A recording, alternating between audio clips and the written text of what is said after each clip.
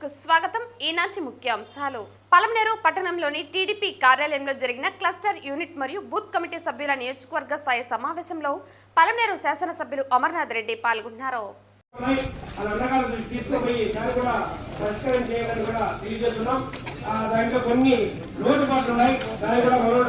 పలమనేరు పట్టణంలోని టీడీపీ కార్యాలయంలో జరిగిన క్లస్టర్ యూనిట్ మరియు బూత్ కమిటీ సభ్యుల నియోజకవర్గ స్థాయి సమావేశంలో పలమనేరు శాసనసభ్యులు అమర్నాథ్ రెడ్డి పాల్గొన్నారు.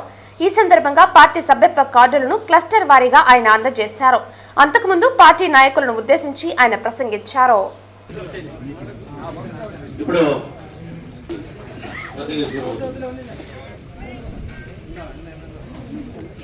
ఈ సమావేశానికి వచ్చేసిన పలమనేరు నియోజకవర్గ తెలుగుదేశం పార్టీ కుటుంబ సభ్యులకు అందరికీ, అదేవిధంగా మన ప్రియతమ నాయకులు పెద్దలు మన అన్నగారికి కూడా కృతజ్ఞతలు తెలియజేసుకుంటూ, కొన్ని విషయాలు మాట్లాడచ్చు మాట్లాడితే నాకైతే అర్థం కావట్లేదు అని మాట్లాడాలని అనిపిస్తాను.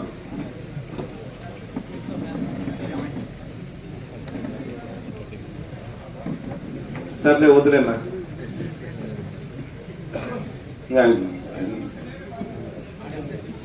సర్లే అట్లా మాట్లాడాలనుకోండి. మీరు సబ్జెక్ట్ అయితే ఏమి లేదు, నాకు అవకాశం ఇచ్చిన దానికి చాలా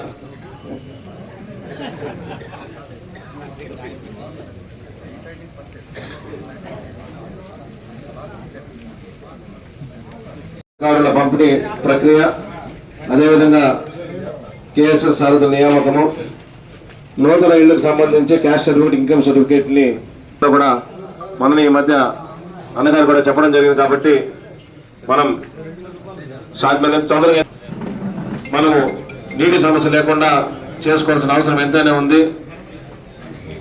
మొత్తం ఎంపీటీసీలు, సర్పంచులు వాళ్ళైనా కూడా ఆ ఇంపాక్ట్ ప్రభుత్వం మీద. బూత్ కమిటీ అధ్యక్షులు, గ్రామ స్థాయి నాయకులు, యూనిట్ ఇన్ఛార్జెస్ అందరికీ కూడా హృదయపూర్వక నమస్కారం. ఈరోజు ప్రధానంగా ఒక 4 కార్యక్రమాల కోసం మనమందరం కూడా ఇక్కడ సమావేశం కావడం జరిగింది. దాంట్లో ఎప్పటి నుంచినో మనం సభ్యత్వం చేస్తే ఇప్పుడు మనకు కార్డులు గతంలో వచ్చేటివి కాదు. ప్రతి దఫా మనం 2 ఏళ్ళకి ఒకసారి సభ్యత్వం చేయడం, సభ్యత్వం చేసిన తర్వాత ఆ సభ్యత్వ కార్డులు రాకపోతే మళ్ళీ ఒకసారి సభ్యత్వం చేసేటప్పుడు ఆ సభ్యులు ప్రతి ఒక్కరిని మన నాయకులను క్వశ్చన్ చేసేవారు ప్రతిసారి. ఈ దఫా అట్లా కాకుండా సభ్యత్వం చేసినటువంటి ప్రతి ఒక్కరికి కార్డుతో పాటు మెడలోకి వేసుకునేటువంటి ట్యాగ్ అన్నీ కూడా పూర్తి స్థాయిలో ఈరోజు ఏ బూత్ పరిధిలో, ఏ యూనిట్ పరిధిలో ఉన్నారో దానికి సంబంధించి అక్కడనే బాక్సుల వారి కూడా ప్యాక్ చేసి ఈరోజు మన ఆఫీస్కు రావడం జరిగింది. దాన్ని మీ ద్వారా సభ్యులకు అందించేటువంటి కార్యక్రమం ప్రధానమైనటువంటి కార్యక్రమం. దీంట్లో నేను మిమ్మల్ని కోరుకునేది, గ్రామ స్థాయిలో, బూత్ స్థాయిలో ఉండేటువంటి నాయకులు ప్రధానంగా దీని బాధ్యత తీసుకోవాలి. ఎందుకంటే మీరే ఆ రోజు సభ్యత్వం పూర్తి స్థాయిలో కూడా గ్రామాల్లోకి వెళ్ళి చేయడం జరిగింది. అదేవిధంగా మనకు ఎవరైతే సోషల్ మీడియాలో పనిచేసేటువంటి నాయకులు, మన పార్టీకి సంబంధించినటువంటి వాళ్ళు ఉన్నారో వాళ్ళందరూ కూడా దీంట్లో బాధ్యత తీసుకొని ఆ రోజు పోయి చేయడం కూడా జరిగింది. వాళ్ళకు కూడా దీంట్లో బాధ్యత తీసుకోమని చెప్పే సందర్భంగా నేను కోరుకుంటున్నా. దీన్ని పర్సీవ్ చేయడానికి ఆ యూనిట్ ఇన్ఛార్జెస్ కానీ, క్లస్టర్ ఇన్ఛార్జెస్ కానీ, ఆ తర్వాత ఉండేటువంటి మండల నాయకులు ఆ కార్యక్రమాన్ని పర్సీవ్ చేసి ఎక్కడ ఏ సభ్యునికి నాకు కార్డు అందలేదనేటువంటి మాట రాకుండా చేయమని చెప్పి దయచేసి మొట్టమొదటిగా మిమ్మల్ని అందరినీ కూడా నేను కోరుకుంటున్నాను. కేఎస్ఎస్ కుటుంబ సాధికార సభ్యులు, ఇది ప్రధానంగా మన పార్టీ కొత్తగా ఈ పార్టీ నిర్మాణంలో దీన్ని తీసుకురావడం జరిగింది. దీంట్లో ప్రతి 60 మందికి 2 సభ్యులు ఉండే విధంగా కూడా కార్యాచరణ తీసుకోవడం జరిగింది. దాంట్లో ఒక పురుషుడు, ఒక మహిళ, ఒక స్త్రీ, 2 కలిపి ఉండాలా. ఎక్కడైనా లేకపోతే ప్రతి 60 మంది ఓటర్లకి కూడా వాళ్ళు ఒకరిని ఆ ఓటర్లోనే తీసుకోవాలనేటువంటిది మనం కార్యక్రమం పెట్టుకోమని కూడా పార్టీ నుంచి చెప్పడం కూడా జరుగుతూ ఉంది.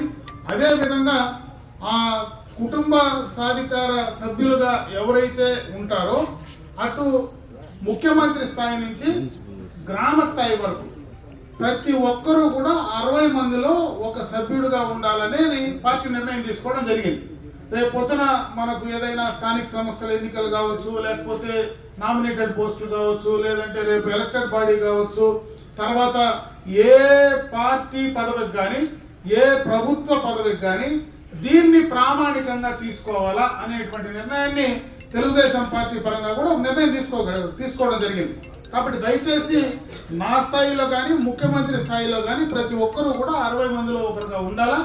దాని ప్రకారం ఇక్కడ ఉన్నటువంటి మీరందరూ కూడా ఆ కార్యాచరణ తీసుకోమని చెప్పి నేను ఈ సందర్భంగా మిమ్మల్ని అందరూ కూడా కోరుకుంటాను. సంబంధించినటువంటి కార్యక్రమం హౌసింగ్ ఎన్నికలైన వెంటనే నేను ఆ రోజు మిమ్మల్ని అందరినీ కూడా లిస్టులు అడిగి తీసుకోవడం జరిగింది. దాదాపు ఈ నియోజకవర్గంలో 12 నుంచి 14,000 ఇండ్లకు సంబంధించి అన్ని మండలాల నుంచి కూడా మీరు ఆ ప్రపోజల్స్ పార్టీ ఆఫీస్ పంపించడం జరిగింది. అవన్నీ కూడా ఎంక్వైరీ చేసి దాంట్లో ఎలిజిబిలిటీ ఉండే లిస్టులు కూడా పార్టీ పరంగా ఆ యూనిట్ ఇన్ఛార్జెస్కో మండల పార్టీ అధ్యక్షులకో పంపించడం జరిగింది. దాన్ని చాలా రోజుల నుంచి ఇక్కడ మన నియోజకవర్గ పార్టీ ఆఫీస్ నుంచి అక్కడ ఉన్నటువంటి మన పార్టీ నాయకులందరికీ కూడా సమాచారం ఇస్తా ఉన్నారు. ఎందుకంటే ఈ కేంద్ర ప్రభుత్వంతో లింక్ అయినటువంటి కార్యక్రమం, అటు కేంద్ర ప్రభుత్వం రాష్ట్ర ప్రభుత్వం కలిసి ఈ కార్యక్రమం చేస్తుంది. ఈ యొక్క హౌసింగ్ స్కీమ్ సంబంధించి కేంద్ర ప్రభుత్వం కూడా నిధులు విడుదల చేసేటువంటి పరిస్థితి ఉంది. కేంద్రం నుంచి వచ్చే నిధుల ద్వారా వచ్చే హౌసింగ్ అయితే ఎక్కువ మొత్తంలో డబ్బు వస్తుంది. మనకు దాదాపు 2.5 లక్షల రూపాయలు కేంద్ర ప్రభుత్వం నుంచి వచ్చేటువంటి నిధుల్లో వస్తుంది. అదే రాష్ట్ర ప్రభుత్వం సపరేట్ గా వస్తే ఇంకొక 75,000 రూపాయలు మనకు తగ్గిపోతుంది. అందుకే ఈ 30వ తేదీ లోపల అక్కడ ఉన్నటువంటి ఎవరైతే ఎలిజిబిలిటీ లిస్టు హౌసింగ్ వాళ్ళు క్లియర్ చేసి వీళ్ళందరూ కూడా ఎలిజిబిలిటీ వీళ్ళకి ఇండ్లు ఇవ్వచ్చు అనేటువంటి లిస్టును పార్టీ నాయకులు ఏదైతే మీరు పంపించారో అవి ప్రిపేర్ చేసి పంపించడం కూడా జరిగింది. దానికి సంబంధించి అక్కడ అప్లోడ్ చేయాల్సినటువంటివి ఒక ఇన్కమ్ సర్టిఫికేట్, ఇంకొకటి గ్రామాల్లో మనకు ఉన్నటువంటి caste certificate, income certificate, caste certificate, అదే విధంగా పొజిషన్ సర్టిఫికేట్, ఆ 3 తీసుకోవాలి. ఇన్కమ్ సర్టిఫికేట్ 3 కూడా ఎంఆర్ఓ ఆఫీస్ నుంచి మనకు తీసుకోవాల్సినటువంటి అవసరం ఉంది. ఖచ్చితంగా ఎంఆర్ఓస్ కు మొన్ననే కూడా లాస్ట్ వీకే నేను అందరినీ కూడా పిలిచి వాళ్ళందరికీ కూడా డైరెక్షన్ కూడా ఇవ్వడం జరిగింది. వెంటనే ఇమీడియట్ గా ఆ కార్యక్రమం మీరు చేసి మీరు ఆ సర్టిఫికేట్ ఇష్యూ చేస్తే హౌసింగ్ వాళ్ళు వాటిని అప్లోడ్ చేస్తే మనకు అన్నింటిలో కూడా వచ్చేటువంటి అవకాశం ఉంది. ఈ దఫా మిస్ అయితే మళ్ళీ 6 నెలలు ఆ కార్యక్రమం పొడిగించుకోబోతుంది. 6 నెలల తర్వాత మనకి ఎన్ని ఇండ్లు వస్తాయో గవర్నమెంట్ ఆఫ్ ఇండియా నుంచి కేంద్ర ప్రభుత్వం నుంచి వస్తుందో మనకు అవగాహన లేదు, అవకాశం ఉంటుందో లేదో కూడా తెలియదు.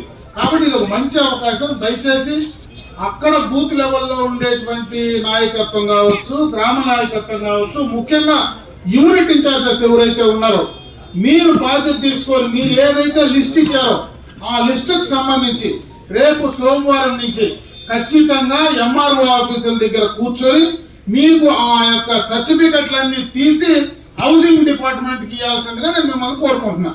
రేపు పొద్దున ఎక్కడ ఎవరికి ఎలిజిబిలిటీ మీకు ఇచ్చినటువంటి ఇండ్లు రాకపోయినా ఆ బాధ్యత ఆ తప్పు పూర్తిగా పార్టీ పరంగా మనం చేసినట్టు అవుతుంది. కాబట్టి మీకు డిపార్ట్మెంటల్ గా రెవెన్యూ ఆఫీస్ లో కానీ అదే విధంగా హౌసింగ్ ఆఫీస్ లో కానీ ఎక్కడైనా మీకు డిపార్ట్మెంటల్ గా సమస్య ఉంటే ఖచ్చితంగా నియోజకవర్గ ఆఫీస్ కు సమాచారం ఇవ్వండి, నాకు సమాచారం ఇవ్వండి. ఇమీడియట్ గా మీరు రాత్రి కానీ పగలు కానీ ఆ కార్యక్రమాన్ని కంప్లీట్ చేసి ఇవ్వడానికి పూర్తి స్థాయిలో అటు మన కాన్స్టిట్యున్సీ ఆఫీస్ కానీ నేను కానీ సిద్ధంగా ఉంటాం. కాబట్టి ఆ కార్యక్రమాన్ని దయచేసి మీరు త్వరగా తీసుకెళ్ళండి అని చెప్పి సందర్భంగా నేను మీకు తెలియజేస్తాను. సక్రమంగా టిక్కులు కొట్టలేమని లిస్ట్ ఇచ్చి దాదాపు 6 నెలలు అవుతా ఉంది.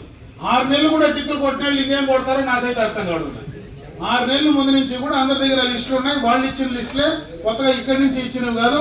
మీరు ఇచ్చిన లిస్టులు మీకు వచ్చిన ఎలిజిబిలిటీ మీరు దాన్ని ఫాలో అప్ చేయలేకపోతే ఖచ్చితంగా కూడా అది మన తప్పుదనం అవుతుంది. కాబట్టి ఈ వారం 10 రోజుల్లో మీరు 100% ఆ ఇండ్లు అనేది పూర్తి స్థాయిలో తీసుకుంటే ఖచ్చితంగా కూడా ఆ కార్యక్రమాన్ని తీసుకోవడానికి అవకాశం ఉంటుందని చెప్పి ఈ సందర్భంగా మీ దృష్టికి తెస్తా ఉన్నా. ఇకపోతే మొన్ననే కూడా ప్రభుత్వం నుంచి గతంలో ఉన్నటువంటి పాత ఇళ్ళకంతా కూడా బిల్లులు ఇచ్చేటువంటి కార్యక్రమాన్ని కూడా నిర్ణయం తీసుకున్నది. ఆ నిర్ణయం తీసుకున్న తర్వాత అంతకుముందు మనం 2014-19 మధ్యలో శాంక్షన్ అయిన ఇళ్ళు ఏ ఇళ్లకు ₹1 డబ్బులు ఇవ్వాల. ఈరోజు ఆ ప్రభుత్వంలో శాంక్షన్ అయిన ఇండ్లకు మనం డబ్బులు ఇస్తామంటా ఉన్నాం. ఇంకా నీ నమ్మకం నాదే జగన్ ఇంటి ముందర కూడా ఉన్నాయి బొమ్మలు. ఇంకా నమ్మకం పోలా వాళ్ళకి, ఇంకా నమ్మకం బొమ్మ ఉంది, స్టిక్కర్ ఉంది, అయినా మనం డబ్బులు ఇస్తామంటా ఉన్నాం. మనం కూడా అదే భ్రమలో ఉన్నాం, ఆ పనిలోనే ఉన్నాం మనం కూడా. నేను అందుకే చెప్తా ఉన్నా, వాళ్ళకి గత ప్రభుత్వంలో చేయలేని పనులు మనం చేస్తా ఉంటే ఈ ప్రభుత్వంలో మన వాళ్ళకి మనం చేసుకోలేకపోతే అది మన తప్పు అవుతుందా కదా నేను అడుగుతా ఉన్నా మిమ్మల్ని. నేను ఎందుకు ఆ కంపారిజన్ చెప్పినానంటే, మనం చేసినప్పుడు వాళ్ళు ఇవ్వలా, ఇబ్బందులు పడినాం 5 ఏళ్ళు. ఈరోజు వాళ్ళు చేసింది మన వాళ్ళు చేసేదానికి వాడుకునేదానికి వాళ్ళు రెడీగా ఉన్నారు. ఈరోజు 100% మన ఇంట్లో మనం వాడుకోవడానికి మనం ఎందుకు రెడీగా లేమో దానికి మనంతకు మనం సమాధానం చెప్పుకోవాలని చెప్పి నేను ఈ సందర్భంగా మీ అందరి దృష్టికి తెస్తా ఉన్నా. వాళ్ళకేం నేను ఇవ్వద్దని చెప్పలా, వాళ్ళ ఇంటికి పోయి కూడా మళ్ళీ చెప్పండి, మీ నమ్మకం జగన్ అన్నది కాదైనా ఆ నమ్మకం చంద్రన్ అదే, రాసుకోండి, మార్క్స్ రాసుకోండి అయినా డబ్బులు మేము ఇస్తామని చెప్పండి. సత్యంగా డబ్బులు ఇచ్చినప్పుడు ఖచ్చితంగా పోయి ఆడపోయి ఖచ్చితంగా చెప్పండి. పాతది కూడా చూపించి, మా చంద్రన్ ఇచ్చినవి అట్లే పెడితే మీ జగన్ ఇచ్చినవి మళ్ళీ మేము ఇచ్చినాము, ఆ బోర్డు తీసేనా, మా నమ్మకం నువ్వే చంద్రన్న మార్చుకోరా, అప్పుడు కన్నా బుద్ధి వస్తుంది అని చెప్పేసి రండి. దాంట్లో ఏం తప్పులు పడాల్సిన పనుల, ఇబ్బంది పడాల్సిన పనుల. కాబట్టి ఆ బాధ్యత ఖచ్చితంగా తీసుకోమని చెప్పి నేను ఈ సందర్భంగా మీ అందరికీ కూడా తెలియజేసుకుంటున్నా. ఇంకో 4వ కార్యక్రమం, రేషన్ కార్డులకు అన్నిటికీ కూడా ఈకేవైసీ చేయమంటున్నారు.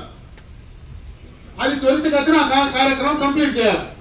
ఎందుకంటే దానిపైన ఆ కార్డు హోల్డర్స్ ఎవరైతే ఉన్నారో దాంట్లో మనం అవగాహన కల్పించాలి. ఖచ్చితంగా మన పార్టీ సింపథైజర్స్ కానీ అక్కడ గ్రామాల్లో కానీ మీరు దాన్ని కొంతవరకు ఆ ఈకేవైసీ చేసేటువంటి కార్యక్రమాన్ని కూడా చేయమని చెప్పి నేను ఈ సందర్భంగా మిమ్మల్ని అందరినీ కూడా కోరుకుంటా ఉన్నా. ఇకపోతే ఇప్పుడే రాము కూడా 2 మాటలు చెప్పినాడు, పెద్దలు కూడా చెప్పినాడు. ఎందుకంటే ఈరోజు మనకు స్థానిక సమస్యలు ఏవి మన చేతుల్లో లేవు.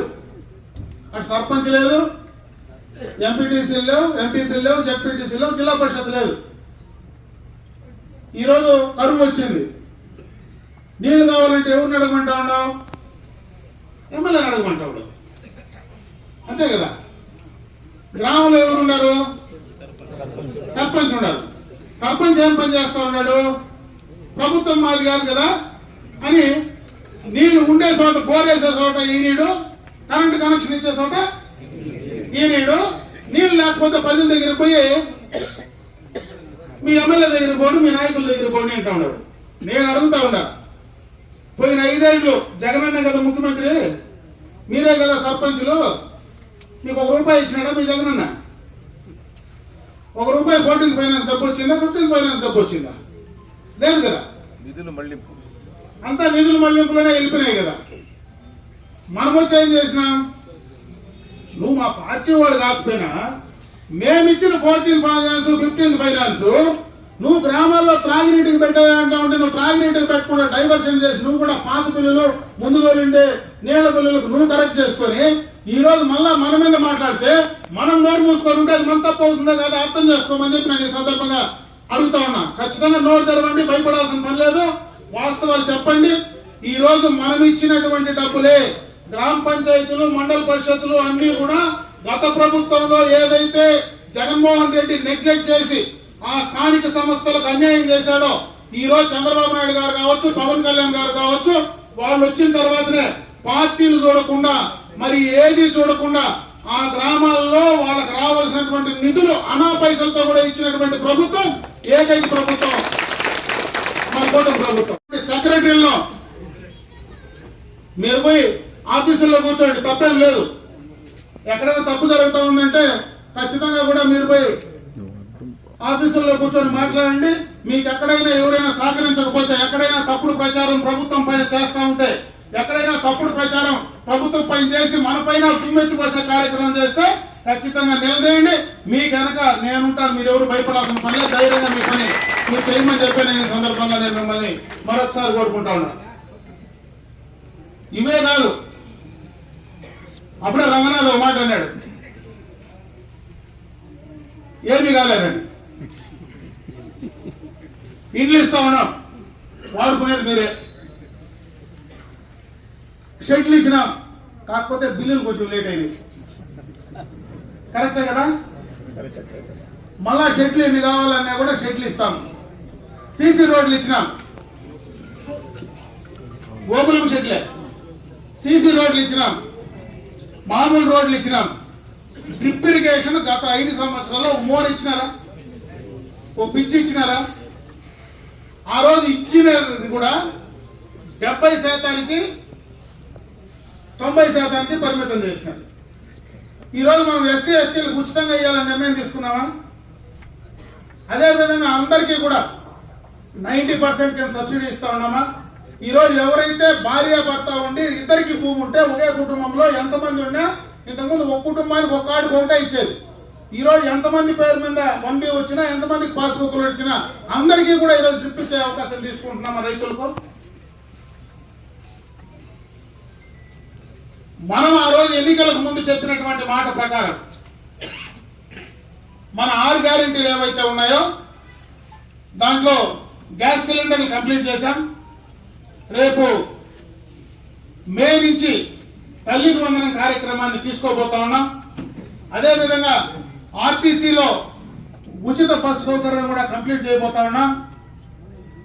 అదేవిధంగా ఆ రోజు ఏదైతే ఫీజు రియంబర్స్మెంట్ మళ్ళా కాలేజీలకు ఇస్తామని చెప్పామో దాన్ని కూడా మళ్ళా మనం పునరుద్ధరించే కార్యక్రమాన్ని తీసుకోబోతా ఉన్నాం.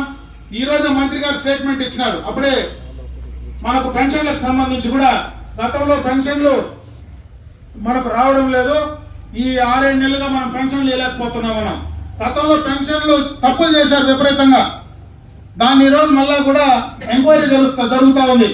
అది కూడా ఈ మార్చి తర్వాత 93,000 పెన్షన్లు కొత్త పెన్షన్లు ఇవ్వాలని ప్రభుత్వం నిర్ణయం తీసుకొని ఈరోజు మంత్రి గారు కూడా ప్రకటించడం జరిగిందని చెప్పి ఈ సందర్భంగా తెలియజేసుకుంటున్నా.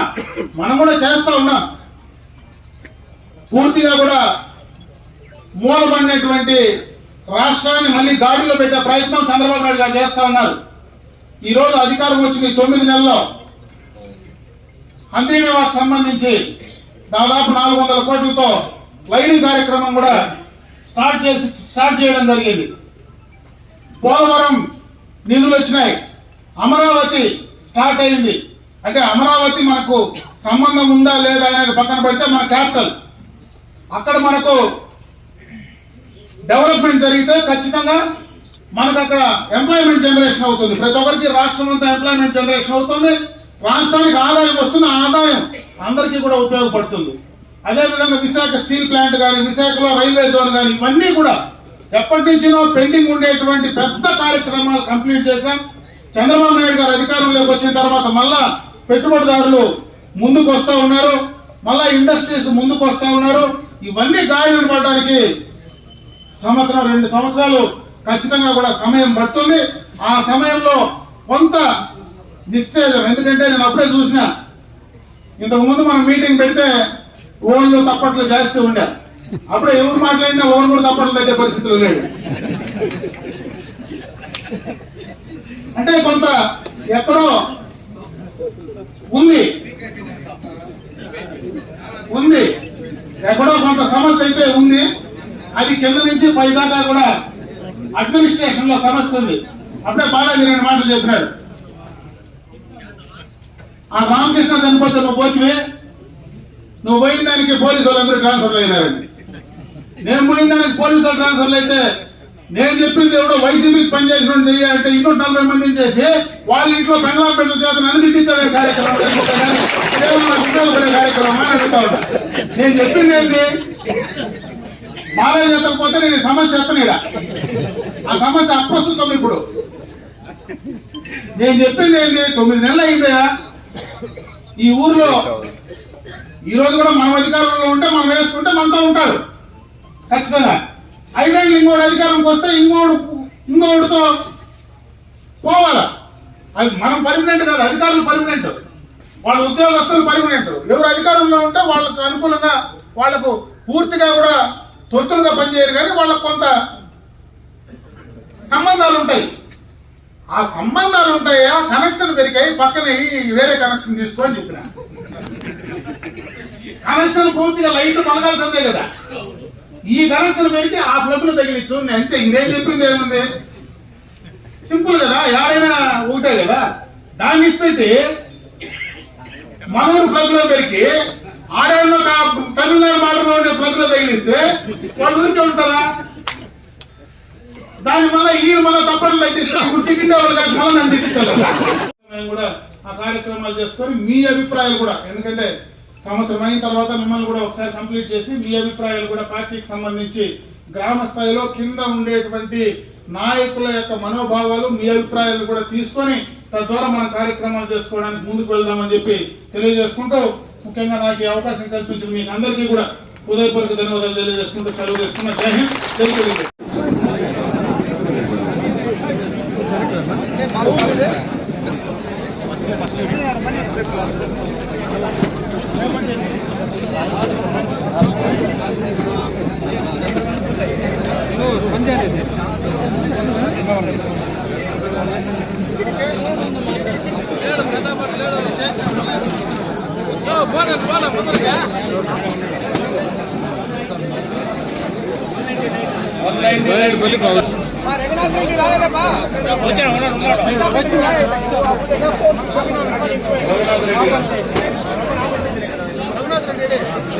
అసలు